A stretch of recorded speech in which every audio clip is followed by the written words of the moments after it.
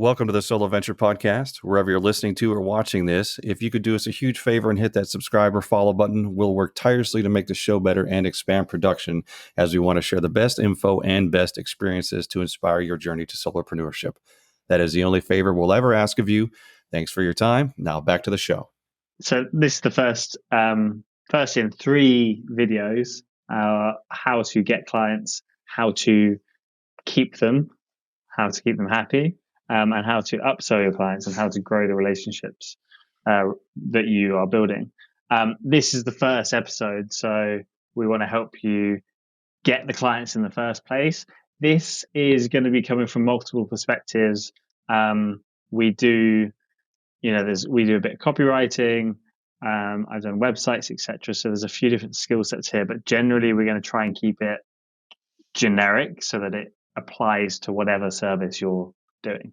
And if you're watching and you've come across some unique ways of getting clients yourself, drop it in the comments. I'm sure people would love to see that. Without further ado. Yeah, no, so our first point here is having an optimized profile. And this goes across the board for, whether it's your LinkedIn page or you get started on Upwork and Fiverr like I did. We come across this a lot where, there's a grainy image or somebody will take just an inappropriate photo. And it doesn't necessarily need to be like not a bad photo, but just something that doesn't fit like a professional setting.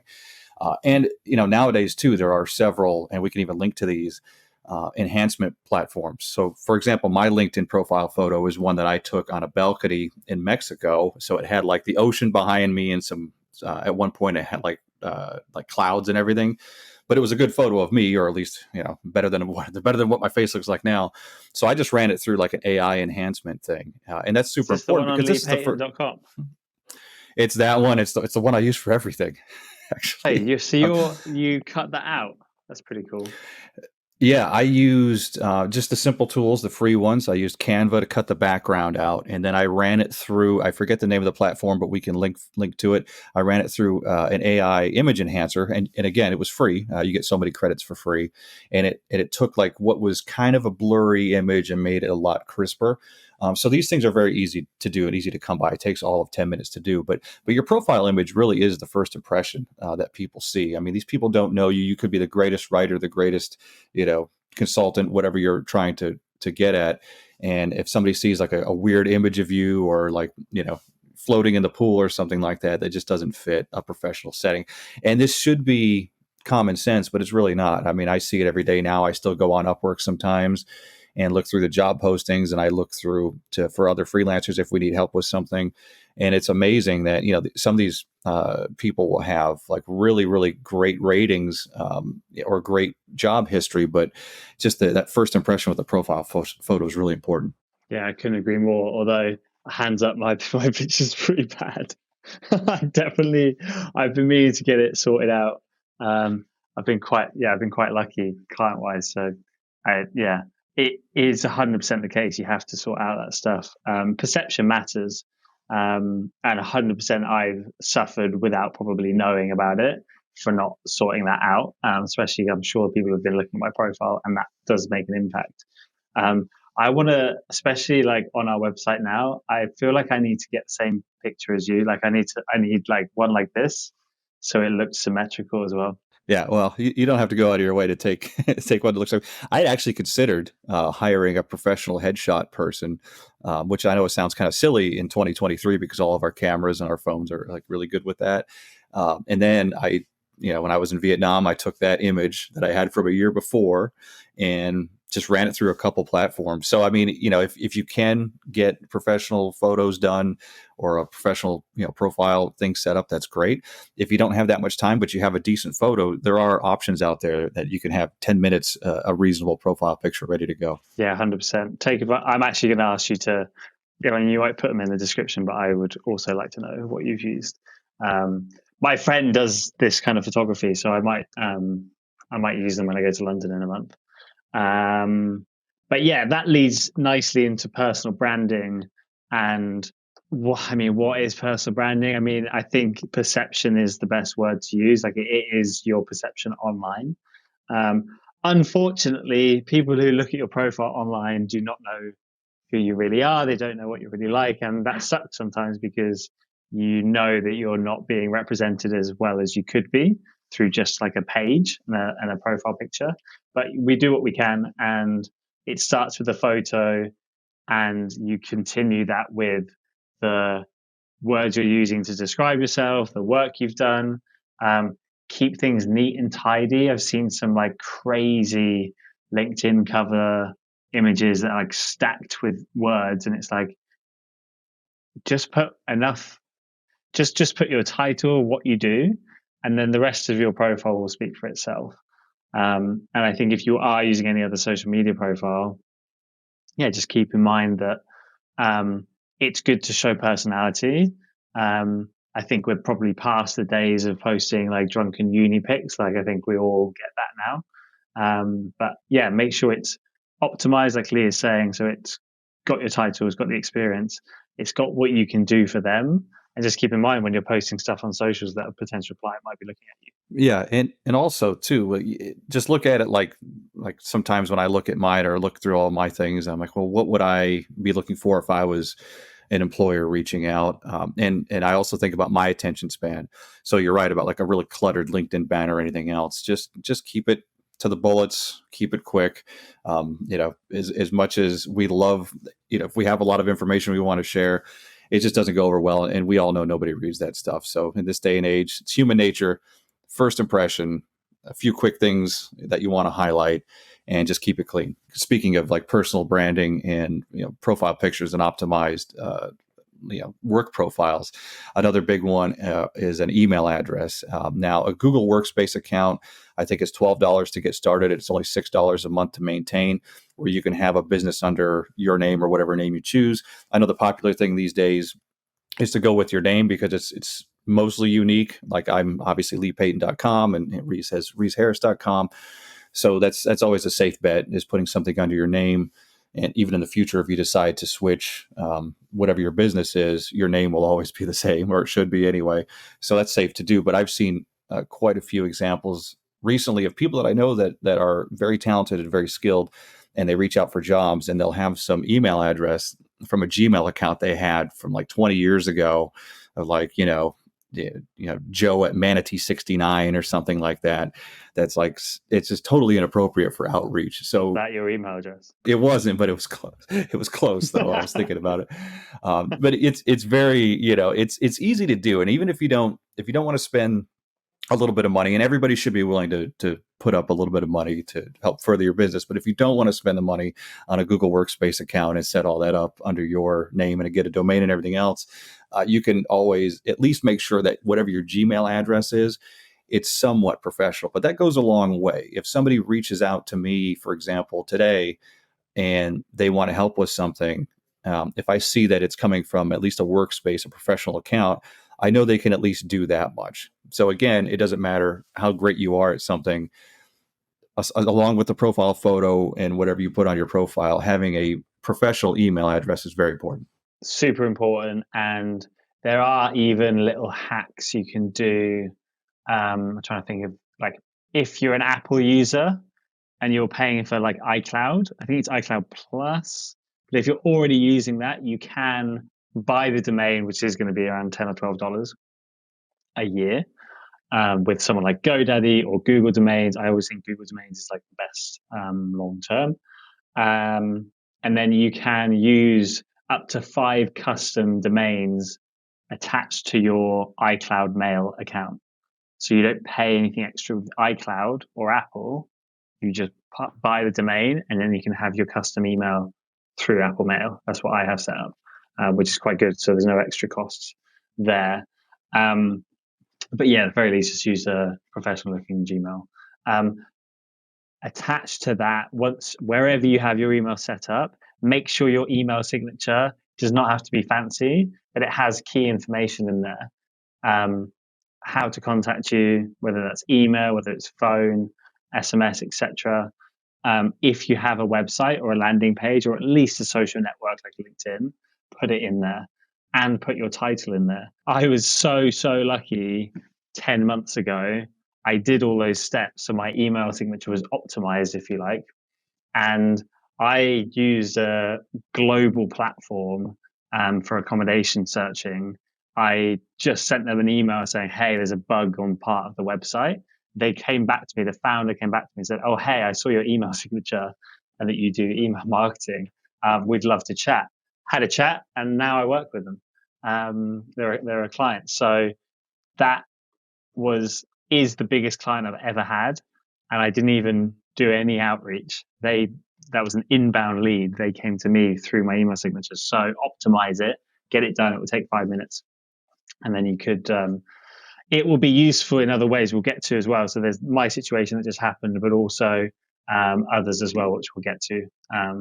But for now, do you want to jump into portfolio? Yeah, so portfolio's been a big one for me over the years, and we both came through Francis, and one of the things that he recommends in the program is to have a quote unquote fake portfolio. Now, some people may hear that and say like, "Oh, isn't that lying or cheating?" It's actually not, because it's a portfolio of things that you write or create. So if you're a copywriter, you can write copy for something. Even if you don't have a client, you could make it up. You could choose a product in your kitchen or whatever, and write about it. Or if you're a designer, you can do the same. You can create graphic design, and this applies to any any industry in any field.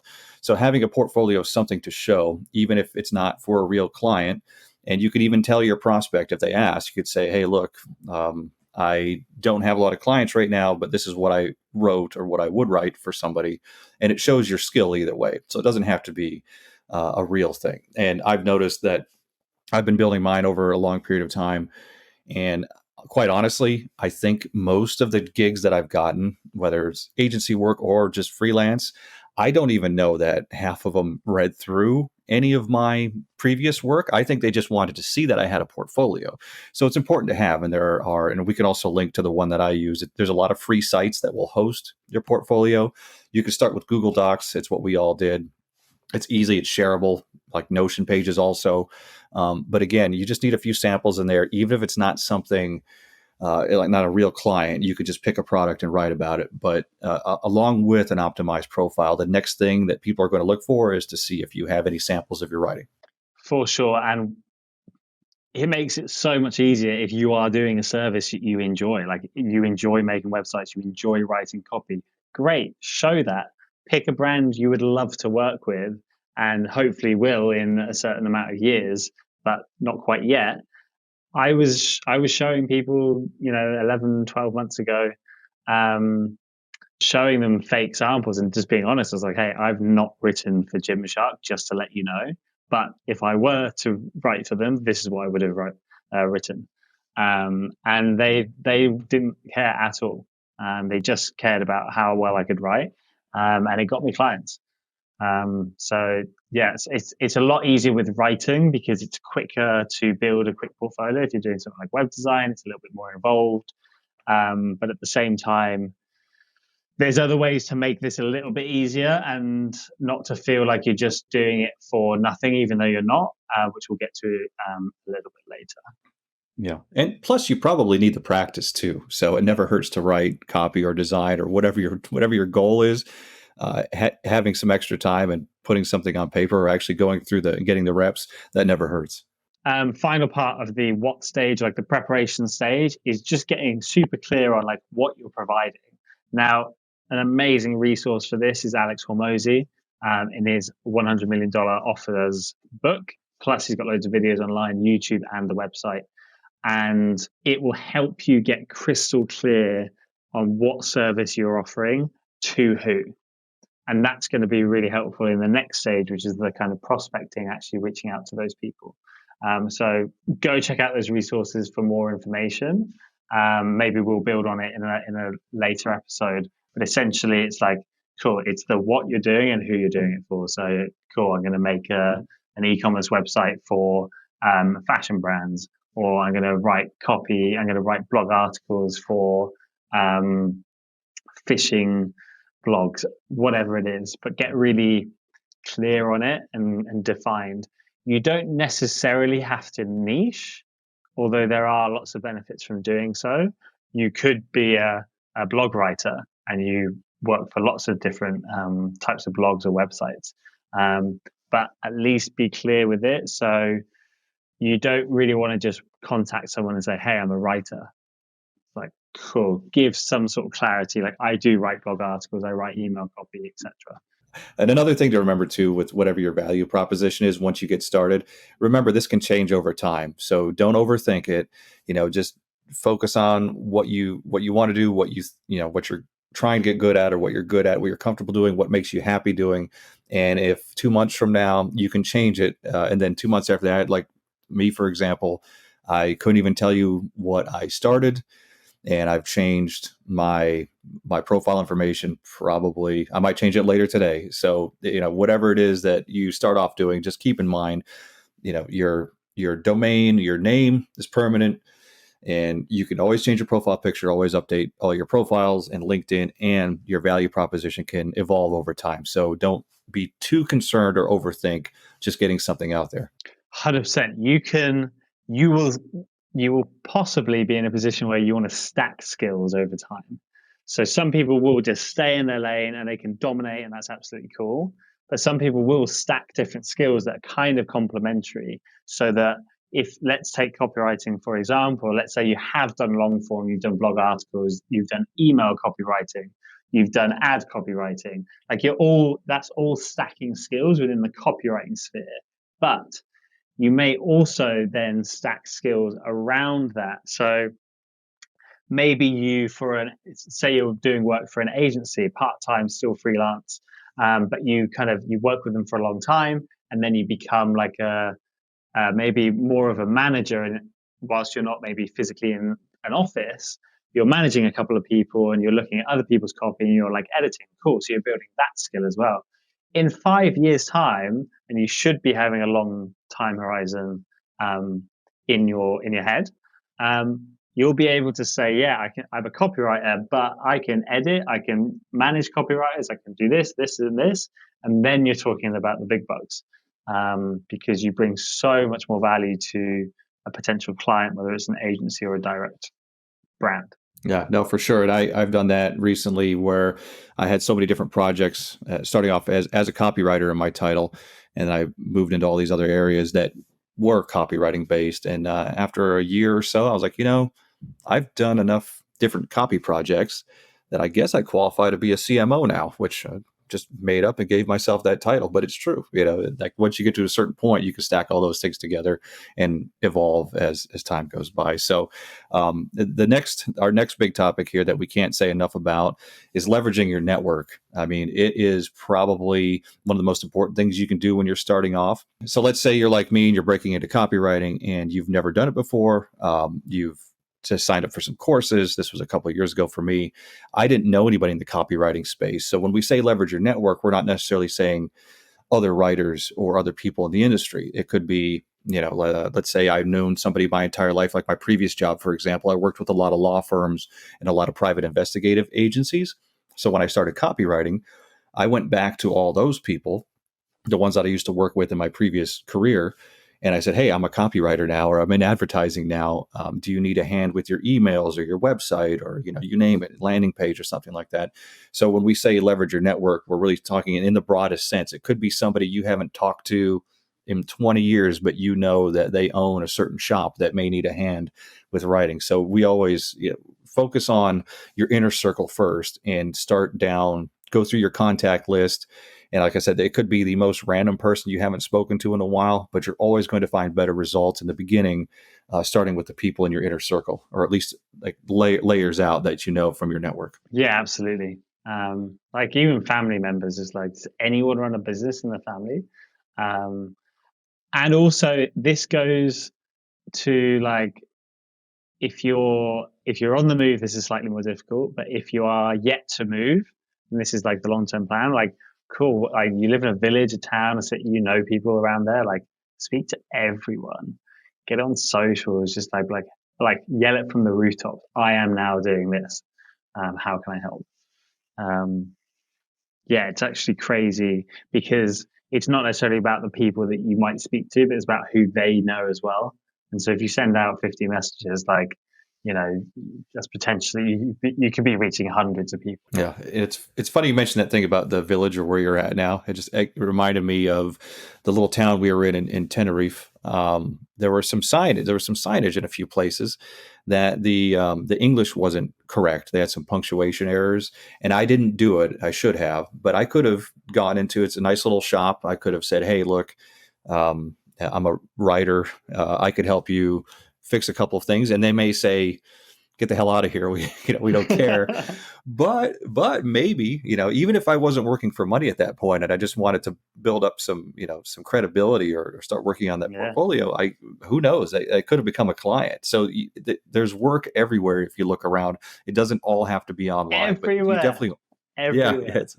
yeah. That's actually a There's really mistakes good point. everywhere. There's mistakes everywhere, but there's people everywhere, and it's a really good point actually. Like, even let's say, like you say, you went in there and like you didn't even mention the board, but like you got to know them. You're living in the place, so you get to know them. Like, it cannot be underestimated how valuable the mini relationships you might build on your travels, if you are at this stage and you're traveling, or you're about to, or wherever you live. Like, be friendly to everyone. Like why wouldn't you? Like, even it's harder in cities, and I imagine it's way more than I've known even in London, talking about places in the US like New York. Like, I've heard it's very cold in the sense that, like, strangers you don't kind of really interact with, if that's correct. But like, I think a lot of the places digital nomads will be going, like, just make friends with everyone. Like, not with the intention of like, oh yeah, I'm going to turn you into a client one day. It's just like, it is in your favor, both in the short term, just for building relationships on the move, from the perspective of maybe loneliness, or just making new friends as you go. It's part of the enjoyment of traveling. But also, yeah, it may pay off in a different way in the future as well, because, yeah, maybe someone asks them if they know any copywriters or web developers, and they'll probably think of you. And also don't assume that somebody else has approached them either, because a lot of us traveling now, and I think you even had this experience with one of your clients. I think you write a little bit if you're willing to get into it, for uh, co-living type platform. So don't assume that just because there's a whole bunch of us out here traveling that, oh, they've probably been approached 10 times. Maybe nobody's ever gone up to them and said, like, hey, something's wrong with your sign out front, or something's wrong with your website, or this email could be a little bit better. So don't ever assume that somebody's already done that, because we're all thinking the same thing, like, oh, somebody else has it, and there's tons of opportunity that way. For sure. And co-living, so I've done some work with co-living, various elements, copywriting, a little bit of a user experience help as well. Um, Great company, great brand. But one of the biggest things I think for them, and they've been open about this, one of the reasons they liked me was that I use their service, not just that I use their service, but I am a person who likes co-living. I get it. I'm in that world. I'm in the community. Like, I'm in. I love co-living. Done it in Spain. Um, done it in the UK technically, um, and done it in Italy, and it's a fantastic experience. I don't want to go into a tangent on, like, yeah, do co-living. I'm not plugging it necessarily, but they love the fact that I'm a customer in the sense of what they're doing, what their mission is. And so also that's another angle for you, is like, what brands are you already a customer of? Whether that's a fashion brand online that you don't know, or it is your local cafe that you always get coffee from. Those are the kind of, like, leverage your network things that we're talking about.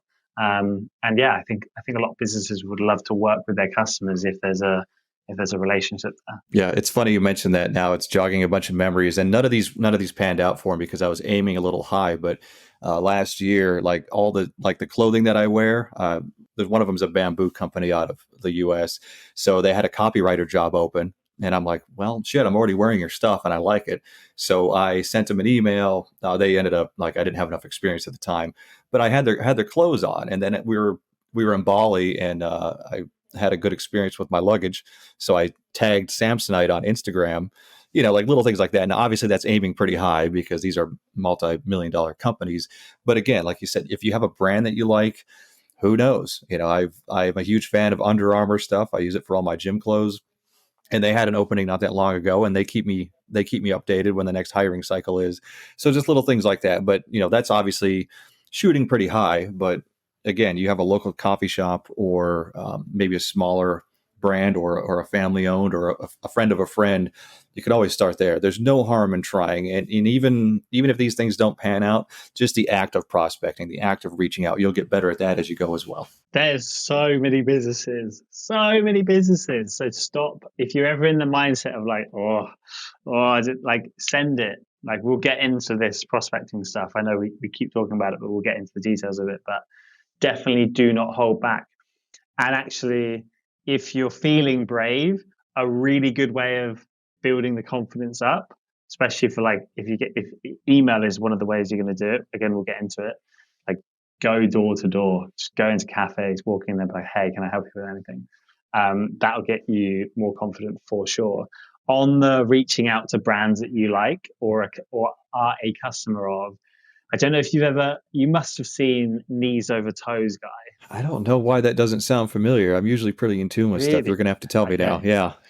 So he does lots of mobility stuff online, Instagram, and he's like, the reason people call him the Knees Over Toes guy is, I think, conventional old wisdom was like, you shouldn't put your knees over your toes when you're squatting with weight. Sure. And apparently it's all bullshit. And he's one of the proponents of like, actually, there's lots of strengthening you can do around the knee, different muscles are up and down the leg. And yeah, it's 100% doable. But he has built an app, but more broadly, an organization called ATG. I'm gonna mess it up. Thank God you're editing this. Athletic Truth Group. I did get it right. Okay, I did get it right. So if they ever watch this, obviously they will not. But yeah, Athletic Truth Group. Anyway, I think I did some sort of customer support inquiry, and so the person who runs the customer support is the mother of Ben, who is Knees Over Toes guy. And really sweet email back and forth. But yeah, I was like, hey, and do you have anyone doing your email marketing? And they were like, no, not at this time, but it's not something we're really looking for right now. And I was like, cool. That's it. And I've been respectful of not like harassing and like following up a load of times. I've like accepted it. But that could have worked out really well. And the fact that I was already a customer, I'm sure, maybe changed the way I was responded to, as in it's not just a random cold email. It's like, yeah, cool, this person's actually a customer. So definitely look at the brands you already use. This is where the email signature ties in. Like, sign up. We're going to go into this, but sign up to the brand's email list and maybe respond to those emails as well, to prospect. But yeah, we can jump into prospecting if you want. One last thing, thinking about the just the outreach, is you kind of have an easy in. If you're starting a new job, if you're starting a new career as a copywriter, and you go back through all your old address list, even if it is family members, you have an easy like opener now. Like, hey, I'm starting a new job. So it doesn't have to be some weird thing where you reach out to somebody you haven't talked to in 25 years and ask them if they need help, writing something on their website. You have an announcement to make. So don't overthink it. Don't make it hard.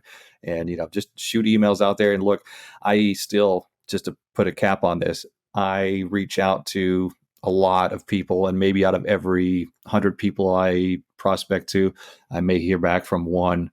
So it's a numbers game, but you got to start somewhere. 100%. Cool. Moving into that in more detail, prospecting. So cool. You've done your what. You're going to start reaching out to your network.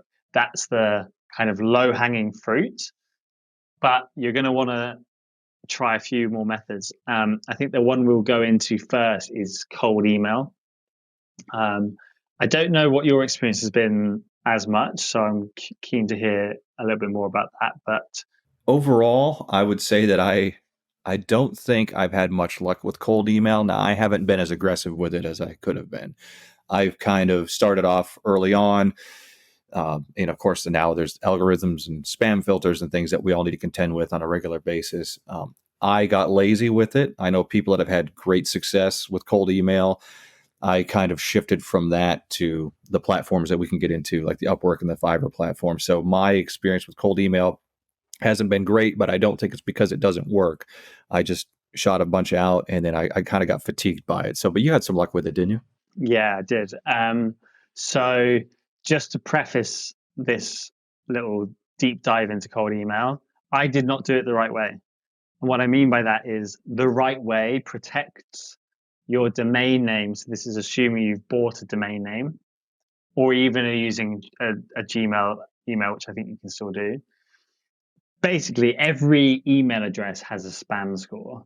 And if you abuse it via like sending out too many emails at once, for example, or too many emails at one email recipient, for example, you can affect that spam score. So what happens is if you do that and your spam score goes up and you get a bad spam score, when you send emails, when you try to keep sending emails, they'll go to spam. Or even, I think, if it's really severe, they won't even get delivered. So I did not do it the right way.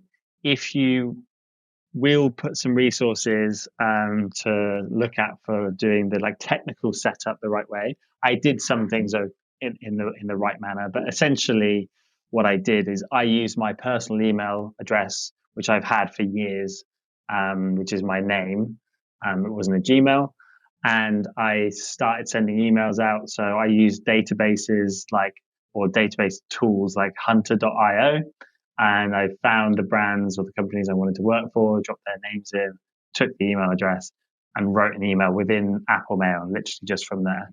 I didn't use any complicated software that you can like bulk send stuff.